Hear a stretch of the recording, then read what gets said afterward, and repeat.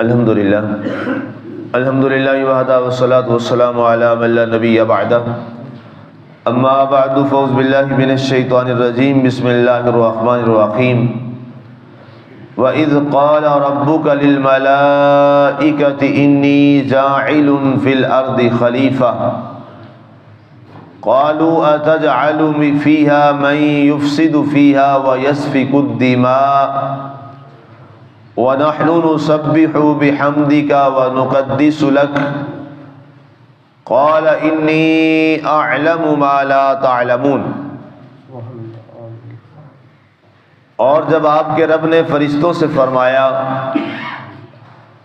میں زمین میں اپنا نائب مقرر کرنے والا ہوں، وہ عرض کرنے لگے کیا اس میں آپ ایسے کو خلیفہ بنائیں گے جو فساد مچائے گا، خون ریزیاں کرے گا، اور ہم آپ کی حمد کے ساتھ تسبیح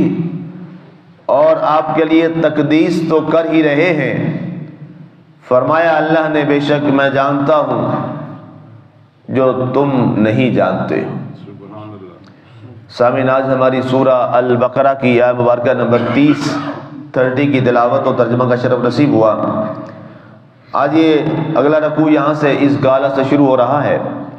اور ایک نئے موضوع کی جانب ہم بڑھ رہے ہیں۔ رب ذوالجلال نے اس کا آغاز واو عاطفہ حرف عطف ہے عربی گرامیٹیکلی، اور لفظ از سے فرمایا۔ از بمعنی اذکر ہے، اور اللہ تعالیٰ اپنے محبوب پاک صلی اللہ علیہ وآلہ وسلم کو وہ واقعہ، وہ لمحہ، وہ گھڑیاں یاد کروا رہا ہے کہ اے محبوب آپ اس وقت کو یاد کیجئے کہ جب آپ کے رب نے فرشتوں سے یہ بات فرمائی کہ میں زمین میں اپنا خلیفہ اور نائب بنا رہا ہوں۔ اب اللہ کا نائب کون ہے جسے اللہ کا خلیفہ بنایا گیا؟ اللہ نے جسے اپنا نائب بنانے کا اعلان کیا وہ حضرت انسان جناب سیدنا ابو البشر حضرت آدم علیہ السلام کی تخلیق کا معاملہ ہے۔ اللہ تعالیٰ نے ملائکہ میں سے حضرت جبریل علیہ السلام کو بلایا اور فرمایا جبریل جاؤ زمین میں سے کچھ خاک لے کر آؤ۔ حضرت جبریل علیہ السلام گئے، وہاں سے مٹی سے گفتگو ہوئی، بات چیت ہوئی، تو جب اس کو بتایا گیا کہ تیری اس خاک سے ایک انسان کو تیار کیا جانا ہے، جس پر مٹی نے یہ کہا کہ پھر کیا ہوگا؟ جبریل السلام نے عرض کیا ظاہر ہے پھر اس کے اعمال اچھے برے جو بھی ہوا پھر اس کے مطابق جزا سزا، اچھا بدلہ برا بدلہ جو بھی وہ عمل کرے گا۔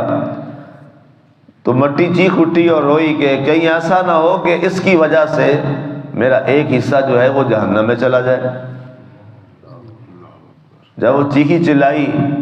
تو جناب جبرائیل علیہ السلام واپس تشریف لے آئے۔ اللہ تعالیٰ نے حضرت اسرافیل علیہ السلام کو بھیجا، ان کے ساتھ بھی یہی معاملہ ہوا، وہ بھی خالی واپس آ گئے۔ جناب میکائیل علیہ السلام کے ساتھ بھی یہی معاملہ ہوا۔ نرم مزاج ہیں یہ فرشتے، طبعاً نرم ہیں، نرمی رکھتے ہیں۔ اس کے بعد اللہ تعالیٰ نے حضرت جناب اسرائیل علیہ السلام کو بھیجا۔ اسرائیل علیہ السلام کے ساتھ بھی زمین نے یہی گفتگو کی۔ تو اسرائیل علیہ السلام نے کہا مجھے تو اللہ کا حکم ہے تم چیخو چلاؤ رو جو بھی کرو میں برداشت نہیں کروں گا۔ انہوں نے زبردستی وہاں سے مٹی اٹھائی، لے کے آئے، اس میں سے کھینچ کے لے کے آئے اور آ کے اللہ کی بارگاہ میں پیش کر دیا، جس پر اللہ تعالیٰ نے فرمایا کہ اب اس کی جان نکالنا یہ بھی تمہاری ڈیوٹی میں اب شامل ہے۔ اس لیے حضرت اسرائیل علیہ السلام جو ہیں وہ ہماری جان قبض کرتے ہیں۔ جب جان قبض کا وقت ہوتا ہے تو اس وقت بھی روح بہت بھاگتی ہے اور چیختی اور چلاتی ہے۔ اس وقت اسرائیل علیہ السلام جو ہیں وہ سختی کے ساتھ، یہ اس شخص کی بات ہو رہی ہے جو گناہگار اور مجرم ہے، بندہ مومن کی روح کا تو معاملہ اللہ نے بخاری شریف میں حدیث لائی امام بخاری کہ وہ تو بڑا عجیب معاملہ ہے کہ ملک الموت ایسے ہتھیلی پہ اللہ کا نام سامنے ظاہر کرتے ہیں تو روح بڑی خوشی کے ساتھ دوڑتی ہوئی وہاں پر حاضر ہو جاتی ہے۔ تو اب جب یہ مٹی لائی گئی، اب اس کو عناصر اربع سے تشکیل دیا جانا تھا، آگ، پانی، مٹی، ہوا۔ اب جب یہ بتایا گیا کہ ان عناصر اربع سے انسان کے وجود کو تیار کیا جائے گا، تو فرشتوں نے عرض کیا کہ اے میرے مالک، اب جب یہ چار چیزیں اس میں آ گئی ہیں تو ظاہر ہے اب اس میں انسان میں غصہ بھی ہوگا، فساد بھی ہوگا، لڑائی جھگڑا بھی ہوگا، شہوت بھی ہوگی، اور یہ دونوں تینوں چیزیں شیطان کی طرف سے، یہ تو نقصان دہ ہیں۔ ہم فرشتے ہیں، تیری تسبیح کرتے ہیں، تیری تقدیس بیان کرتے ہیں، تیری حمد و ثنا کرتے ہیں، تو اس کو پیدا ہی نہ فرما۔ روایات میں لکھا ہے کہ کئی سال تک، ایک روایت تو 40 سال کی بھی ہے، 40 سال تک آدم علیہ السلام کا وہ جو ڈھانچہ ہے اس کی ترکیب کو، یہ اسرائیلیات میں لکھا ہے، اسی طرح رکھا اور اس کو آ کر فرشتے دیکھتے رہے، حتیٰ کہ ابلیس بھی آیا اور اس نے بھی دیکھا، اس نے ساری حیات کنڈیشن کو دیکھا تو سب کو جان گیا اور کہا کہ اس کے اندر سوراخ ہیں، یہاں پور ہیں، لیکن کہتا جسم کے بائیں طرف ایک ایسی جگہ ہے کہ جہاں کچھ سمجھ نہیں آ رہا، جیسے وہ بند کر دی گئی ہے اور وہاں اندھیرا ہی اندھیرا ہے، مجھے کچھ سمجھ نہیں آ رہا کہ وہاں کیا ہے۔ تو روایات میں لکھا ہے کہ جب روح کو داخل کیا جانے لگا وہاں پر تو روح ڈری اور اس نے چیخنا چلانا شروع کر دیا، اس میں نہ گئی اندھیری کی وجہ سے کہ اندھیر نگری ہے، تو وہاں پر اللہ نے نور محمدی کے ذریعے اس اندھیرے کو ختم فرما دیا۔ یہ روایت ابھی ایک میں پڑھ رہا تھا کہ اس نور محمدی نے جا کر اس قلب کو جگمگایا، روشن کیا، جب وہاں روشنی ہوئی تو پھر روح جو ہے وہ اللہ کے حکم کے مطابق فوری طور پر جسم آدم علیہ السلام میں داخل ہو گئی۔ اب قرآن نے اس کو کیسے بیان کیا ہے، اب وہ بات قابل توجہ ہے۔ فرمایا وَإِذْ قَالَ رَبُّكَ لِلْمَلَائِكَةِ، جب تمہارے رب نے فرشتوں سے یہ فرمایا بے شک میں زمین میں اپنا ایک خلیفہ بنانے والا ہوں۔ اب خلیفہ جو ہے وہ نائب ہوتا ہے، اصل جب نہ ہو تو اس کی جگہ وہ قائم مقام ہوتا ہے اور وہ اس کی ساری ذمہ داریاں اور فرائض کو ادا کرتا ہے۔ اب ذرا یہ غور کیجئے کہ اللہ تعالیٰ نے حضرت انسان کو کتنی عزت دی ہے کہ اللہ نے انسان کو اپنا نائب اور خلیفہ بنایا ہے۔ یہ بات بہت قابل توجہ ہے۔ انسان کو اس جملے کو ہمیشہ ذہن نشین رکھ کے اپنی زندگی گزارنی چاہیے، اپنی گفتگو اور اپنے کردار اور افعال اور اعمال کو اس آیت کے پیرائے میں رکھ کے سوچنا چاہیے کہ اللہ تعالیٰ نے حضرت انسان کو اپنا خلیفہ بنایا، اپنا نائب مقرر کیا ہے، اور نائب بھی کہاں مقرر کیا ہے کہ تھوڑی سی جگہ پہ نہیں یا مخصوص علاقے میں، اللہ نے پوری کائنات میں، زمین و آسمان میں، شجر و حجر میں، فرشتوں میں، سب کے اندر اللہ نے پوری کائنات کے اندر حضرت انسان کو اپنا نائب اور خلیفہ بنایا ہے۔ گویا فرشتوں سے بھی اوپر مقام ہے انسان کا، فرشتوں سے بھی اوپر درجہ ہے حضرت انسان کا، اس دن بھی، آج بھی، بروز حشر بھی، لیکن شرط یہ ہے کہ وہ خلیفہ بن کر رہے، انسان بن کر رہے۔ جب انسان بن کے رہتا ہے تو یقیناً یہ بات طے ہے کہ فرشتے بھی اس کی گرد راہ ہوا کرتے ہیں،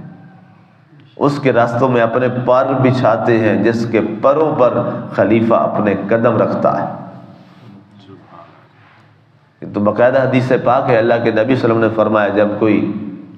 بچہ دین حاصل کرنے کے لیے گھر سے نکلتا ہے، دین پڑھنے کے لیے نکلتا ہے، تو فرمایا فرشتے اس کے پاؤں کے نیچے اپنے پر بچھاتے، پر بچھاتے ہیں۔ یہ حدیث رسول ہے صلی اللہ علیہ وآلہ وسلم۔ اور یہ دین کا علم سیکھنا، حاصل کرنا، جس کی بنیاد پر انسان کو برتری اور عزت دی گئی، یہ آگے موضوع چل رہا ہے، وہاں پہ ہی ہم بات کریں گے کہ کیا مقام اور درجہ ہے علم دین کا، کہ اللہ کے نبی صلی اللہ علیہ وسلم نے ارشاد فرماتے ہیں، بخاری و مسلم کی حدیث ہے،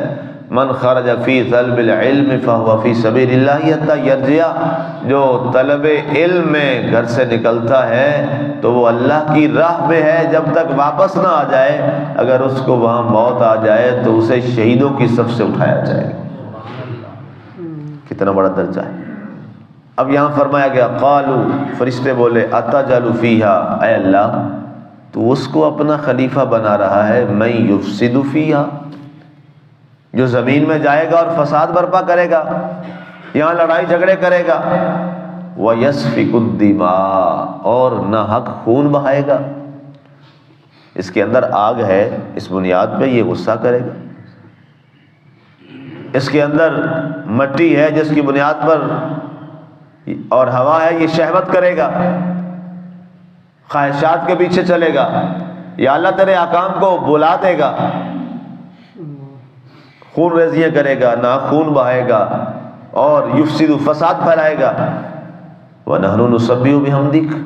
حالانکہ ہم ہیں، نہ ہم فساد پھیلائیں گے، نہ پھیلاتے ہیں، نہ ہم لڑائی جھگڑا کریں گے، نہ ہم ناحق خون بہائیں گے، نہ ہم کسی کا نقصان کریں گے، ہم تو صبح و شام تیری تسبیح بیان کرتے ہیں تیری حمد کے ساتھ، وَنُقَدِّسُ لَكَ، اور تیری تقدیس بیان کرتے ہیں کہ اے اللہ، ہر لمحہ کہہ رہے ہیں سبحان اللہ سبحان اللہ سبحان اللہ، اے اللہ تو بڑا مقدس ہے، اے اللہ تو بڑا پاک ہے، اس کو تقدیس بولتے ہیں، سبحان اللہ۔ قال انی اعلم ما لا تعلمون، اس کے جواب میں اللہ نے فرمایا، ویسے یہ جب حالات انسان دیکھتا ہے تو سوچتا ہے بات تو فرشتوں کی بھی ٹھیک تھی، آج جب انسان فساد پھیلاتا ہے دنیا میں تو اس کا کیا مطلب ہے؟ عملی طور پر فرشتوں کی بات کو سچا کر رہا ہے اور آدم علیہ السلام اور اس کے رب کے مخالف چل رہا ہے نا جی۔ اللہ نے انسان کو اس مقصد کے لیے تو پیدا نہیں کیا تھا کہ وہ فساد برپا کرے اور خون ریزیاں کرے، اللہ نے اس لیے تو پیدا نہیں کیا تھا، اللہ نے تو انسان کو اپنا نائب بنایا تھا، اور نائب کیا ہے؟ اللہ کا نائب، اللہ اکبر، اللہ کا نائب۔ اور فرشتوں نے اعتراض کیا تھا کہ یہ فساد پھیلائے گا اور خون ریزی کرے گا،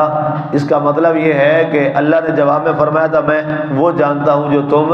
نہیں جانتے۔ اب اس کے جواب میں ہمیں یہ غور کرنا چاہیے کہ کل اللہ کو ہم کیا منہ دکھائیں گے؟ اللہ اکبر۔ اللہ فرمائے گا تم نے فرشتوں کی باتوں کو سچا کیا، میری بات کو تم نے جھٹلا دیا۔